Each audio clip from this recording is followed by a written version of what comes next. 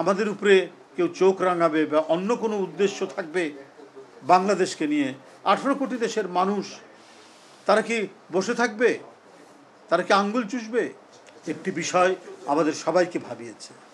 হঠাৎ যুদ্ধের যে পার্শ্ববর্তী দেশ আমাদের এখানে আক্রমণ করতে পারে, যুদ্ধ হতে পারে, এটা কি কোনো পাতানো কোনো বিষয় হচ্ছে কিনা এই নিয়ে মানুষকে ভাবিয়ে তুলছে।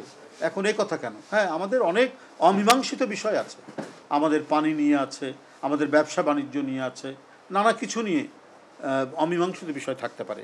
সেটা আলাপ আলোচনার ভিত্তিতে আমরা আমাদের যে কূটনৈতিক যে যুদ্ধ, কূটনৈতিক যে তৎপরতা, সেই তৎপরতার মধ্যে দিয়ে আমরা আমাদের স্বার্থকে অক্ষুণ্ণ রাখব। কিন্তু এখানে এই প্রশ্ন তোলা হচ্ছে কেন? এখানে আক্রমণ করার কথা বলা হচ্ছে কেন? এটাও কিন্তু মানুষকে ভাবিয়ে তুলছে।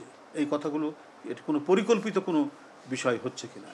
আজকে আমরা একটা ফ্যাসিবাদের পতন দেখেছি, আবার নতুন করে নতুনভাবে মাটির ভেতর থেকে, পাতাল থেকে আবার অন্য কোনো ফ্যাসিবাদের মাথাচাড়া দেওয়া প্রচেষ্টা হচ্ছে কিনা বা কাজ চলছে কিনা, সেটা আজকে মানুষের কাছে বড় প্রশ্ন হয়ে দেখা দিয়েছে। কারণ কিছু কিছু কর্মকাণ্ড সব ভাবিয়ে তুলছে যে হঠাৎ করে এখন এই কথা বলা হলো কেন। বাংলাদেশ সবসময় শান্তি চায়, বাংলাদেশ সবসময় শান্তি এবং সহাবস্থানের মধ্যে দিয়ে কাজ করতে চায়। কিন্তু আমরা 18 কোটি দেশের মানুষ, আমাদের উপরে কেউ চোখ রাঙাবে বা অন্য কোনো উদ্দেশ্য থাকবে বাংলাদেশকে নিয়ে, 18 কোটি দেশের মানুষ তারা কি বসে থাকবে? তারা কি আঙ্গুল চুষবে? নিশ্চয়ই চুষবে না। সেই প্রতিরোধের ক্ষমতা, সেই দেশপ্রেমিক জাতীয়তাবাদী অংশ এদেশের প্রত্যেকটি মানুষের, হিন্দু, মুসলমান, বৌদ্ধ, খ্রিস্টান, সবাই একযোগে যে কোনো ধরনের আগ্রাসনের বিরুদ্ধে প্রতিহত করার অঙ্গীকার প্রতি মানুষের মধ্যেই আছে।